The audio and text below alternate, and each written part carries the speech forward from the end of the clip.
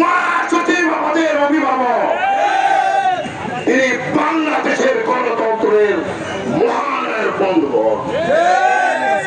মহাসচিবের নামে, তারেক রহমানের নামে, খালেদা জিয়ার নামে কেউ যদি অভাষা আচরণ করে থাকেন, অভাষার কথা বলে থাকেন, আমরা বরদাস্ত করব না, আমরা কাকে ছাড় দিব না বন্ধুগণ। তাই ছাত্র জনতার কাছে আমরা সম্মান রেখে বলতে চাই, কোন রকম মিছিলে অকুক্তি ভাষায় বক্তব্য বা স্লোগান দেবেন না বন্ধুগণ। আরেকটি কথা বলতে চাই, সার্জিস তুমি বড় বড় কথা বলো, তুমি কোন ছাত্রলীগ আওয়ামী লীগ, তোমার পাতা করে আওয়ামী লীগ, আজকে তুমি এনসিপির বড় নেতা হয়ে তুমি বড় বড় নেতা বলো, মির্জা আলমগীরকে তুমি আলমগীর হিসেবে কথা বলো। আলমগীর হচ্ছেন মহাসচিব, মির্জা আলমগীর হচ্ছে আমাদের সাপ। আমরা সাপ ছাড়া কোনো কথা বলি না। আর তুমি বলো আলমগীর, তুমি বলো আলমগীর। ঠাকুর গায়ে এবার সার্জিস ঢুকলে তাকে ঠাকুর গায়ে ঢুকতে দেওয়া হবে না। যখন পর্যন্ত সে আলমগীর সার্জিস সার বলবে না, তখন পর্যন্ত তাকে ঠাকুর গায়ে ঢুকতে দেওয়া হবে না। দীর্ঘায়িত করবো না। আমরা এখনো দেখতেছি আওয়ামী লীগের দোসররা এখনো ঘুরে বেড়াচ্ছে, বিএনপির নেতা কর্মীরা আওয়ামী লীগকে সুযোগ সুবিধা দিচ্ছে। আমি আপনাদেরকে সাবধান করে দিতে চাই বন্ধুগণ, আমরা কাউকে ছাড় দেব না।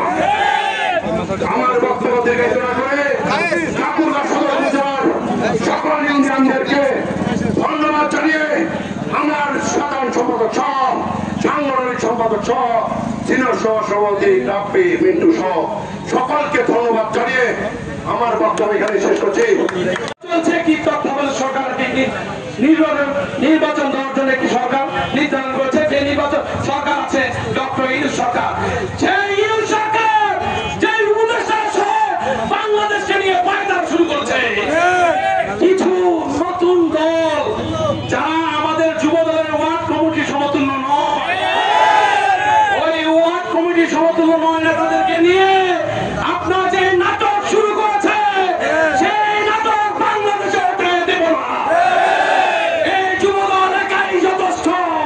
প্রিয় নেতৃবর্গ, দেশকে নিয়ে ষড়যন্ত্র চলছে, সেই ষড়যন্ত্র মোকাবেলা করার জন্য সবাই প্রস্তুত থাকতে হবে। প্রস্তুত থাকার আহ্বান জানিয়ে আমি আমার সংক্ষিপ্ত বক্তব্য এখানে।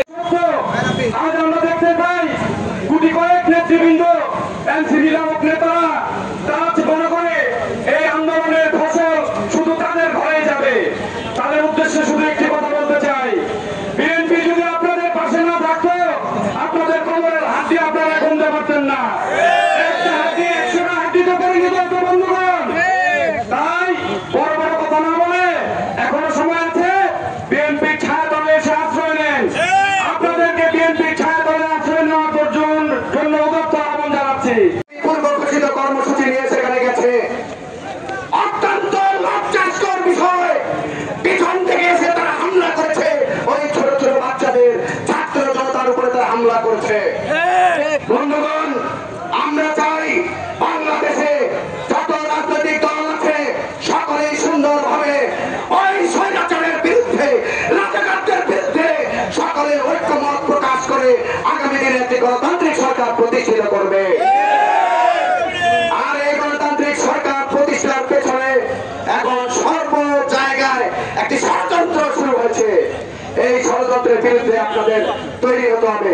আপনারা দেখছেন কয়েকদিন আগে বেশ কিছু বিষয় নিয়ে আপনার ফেসবুক যোগাযোগের মাধ্যমে বিভিন্নভাবে বিএনপির নামে অপপ্রচার শুরু হয়েছে, কি ঠিক না ঠিক? আপনারা দেখেছেন যশোরের একটি বিএনপি কার্যালয়ে নাকি আগুন দেওয়া হয়েছে, ফেসবুকে ভাইরাল। পরে দেখা গেছে সেটা বাংলাদেশে ওই যশোরের নয়, সেটি 2023 সালের ঘটনা। দেখলাম খিলক্ষেতে একটি ঘটনা, ওই বট বাহিনী এরকম কোন সংবাদ দেখার সাথে সাথে পুরাতন নিউজ যা আছে সেটিও আপনার খিলক্ষেতে নাকি বিএনপি কার্যালয়ে ভেঙে দিচ্ছে। এটা ঝড়ের গতিতে ওই বট বাহিনীর যারা লুটেরা রয়েছেন, যারা মব জাস্টিসে ব্যস্ত আছে, তারা কিন্তু ওইগুলো সাথে সাথে ঝড়ের গতিতে শেয়ার করে দিচ্ছে। পরে সেটিও দেখা যাচ্ছে যে এটি কিন্তু 2023 সালে ওই যে যখন আপনার অবৈধভাবে দোকানপাট ভেঙে দেওয়া হয় সিটি কর্পোরেশনের পক্ষ থেকে, তখন সে কাঁচের ওটি ভেঙে দিচ্ছে। অথচ সেটি এই আপনার সোহাগ হত্যার সময় এটিকে ভাইরাল করা হয়েছে। দেখেন তাহলে কিভাবে মহত্যার সৃষ্টি আছে বাংলাদেশের সাধারণ মানুষের হৃদয়ে। মনে করা যে বিএনপি অবস্থান নিয়েছে, সেই অবস্থানটাকে নষ্ট করার জন্য এইরকম অপপ্রচার মহত্যার প্রতিনিধিত্ব করছে বন্ধুগণ। তারা বলছে আমরা সবাই অবগত। আরেকটি বিষয় দেখলাম কিছুদিন আগে, ভারতের বিহারের রাজ্যে একজন পুরুষ তার বাচ্চার সামনে তার স্ত্রীকে টর্চার করছে। দেখেছেন আপনারা এই ভিডিওতে? ওই ভট বাহিনী, ওই রাজাকারের দোসররা এটিও ভাইরাল করেছে, ক্যাপশন লিখেছে যে খিলগাঁওয়ে বিএনপি নেতা তার পরিবারকে অত্যাচার করছে। ঘৃণা ঘৃণা ঘৃণা, আমরা এই ঘৃণা প্রকাশ করছি, লজ্জা প্রকাশ করছি। ভারতের বিহার রাজ্যের একটি হিন্দু লোক তার ফ্যামিলিকে নির্যাতন করছে, আর সেখানে ক্যাপশন বানিয়েছে বিএনপির খিলগাঁওয়ের বিএনপি নেতা তার পরিবারকে অত্যাচার করছে। এভাবে মব জাস্টিস অপপ্রচার করে বিএনপি বিরুদ্ধে তারা অপপ্রচার চালিয়ে যাচ্ছে প্রতিনিয়ত। এর বিরুদ্ধে আপনাদেরকে জন্য বলছি স্লোগান যে ষড়যন্ত্র হয়নি শেষ, বাংলাদেশ। আমার সাথে সকলে স্লোগান ধরেন, ষড়যন্ত্র হয়নি শেষ, বাংলাদেশ। ধন্যবাদ জানাচ্ছি। আজকে এই আপনার যে আজকে সরকারের নির্লিপ্ততায় আপনার প্রশাসনের যে একটি ব্যাপক ভরাডুবি এবং তাদের সামনেই যে অন্যায় অত্যাচার সংগঠিত হচ্ছে সারা বাংলাদেশে, তারই প্রতিবাদে আইন শৃঙ্খলা অবনতির প্রতিবাদে আজকের এই বিক্ষোভ সমাবেশে যারা উপস্থিত হয়েছে ঠাকুরগাঁও জেলা যুবদলের পক্ষ থেকে আমার সবাইকে ধন্যবাদ জানিয়ে আমার বক্তব্য শেষ করছি। বদনাম ছড়ানো হচ্ছে সারা দেশে। তাদের বন্ধুগণ পিন্ডি যাবে রাজাকার, দিল্লি গেছে স্বৈরাচার। তাদের বন্ধুগণ একটা জিনিস মনে রাখবেন, কিছুদিন আগে একটি মহল আমাদের ঠাকুরগাঁয়ে হত্যার বিচার চেয়ে মিছিল করেছে। যখন তারা আমাদের বিএনপি পার্টি অফিসের সম্মুখ দিয়ে যায়, আমরা তাদেরকে করতালির মাধ্যমে অভিবাদন জানিয়েছি। এটাই গণতন্ত্র। যখন তারা আমাদের প্রিয় নেতা মির্জা ফখরুল ইসলামের বাড়ির সামনে গিয়ে ভুয়া ভুয়া স্লোগান দেয়, তখন আমাদের ঠাকুরগাঁয়ের মাটি ও মানুষের নেতা মির্জা ফয়সাল আমিন তাদেরকে হত্যালির মাধ্যমে করতালির মাধ্যমে অভিবাদন। আমরা বলেছিলাম ভাই আমাদের নামে ভুয়া স্লোগান দিচ্ছে, আপনি কেন করতালি দিচ্ছেন? তখন সে বলছিল এইটাই জাতীয়তাবাদের মূলনীতি, এটাই গণতন্ত্র, লড়াই সংগ্রাম করেছি রাজপথে। কাজেই ভাই বেশি পারবেন না, আপনারা তারেক রহমানের নামে অপপ্রচার চালিয়ে যাচ্ছেন। কারণ একটাই, তারেক রহমানকে আপনারা ভয় পান। উনি যাতে দেশে না আসে, একটা অস্থিতিশীল পরিস্থিতি তৈরি করার জন্য বিভিন্ন লোকের মধ্যস্থির তৈরি করায় আপনারা লিপ্ত রয়েছে। কিন্তু ওই দিন ভুলে যান, এই চেষ্টা স্বৈরাচার হাসিনাও করেছিল।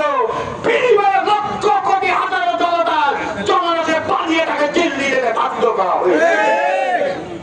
আপনারা যদি এখনই না দমেন, আপনাদেরকেও এই দেশের জনগণ সেই নোংরা রাস্তা করে নিক্ষিপ্ত করে ছাড়ে। কাজেই বন্ধুগণ আসুন, কোন প্রকার অপপ্রচার না চালিয়ে যে লক্ষ্যে আমরা 24শে আন্দোলনে অংশগ্রহণ করেছিলাম, হাজারো শহীদের বিনিময়ে অর্জিত এই স্বাধীনতা, এইটাকে অর্জন করার লক্ষ্যে একত্রিত হয়ে কাজ করে আমরা একটি সুন্দর ভবিষ্যৎ যুক্ত বাংলাদেশ আমাদের পরবর্তী প্রজন্মকে উপহার দিতে পারি, এই লক্ষ্যে আমরা সকলে কাজ করি। আজকে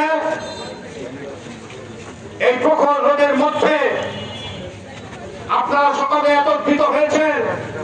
ঠাকুরগাঁও যুবদলের পক্ষ থেকে একটি কথা বলতে চাই, আপনারা অতি দ্রুত নির্বাচনের ব্যবস্থা করেন।